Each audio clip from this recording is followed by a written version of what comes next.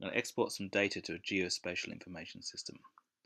So click on Export, select my survey, which is transport data, specify the output format as a shapefile.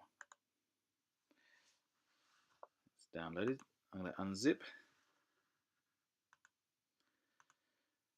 And here's my 4 files that make up the shapefile. So I double click on the SHP file in there. It opens QGIS. And here you can see the transport data within QGIS. Now I'm just going to add a plugin, which will be an Open Layers plugin, and I'm going to add Google Satellite Layer. Well, let's just move this down underneath our transport data. And now I'm going to select the transport data and say layer, or view, sorry, zoom to layer.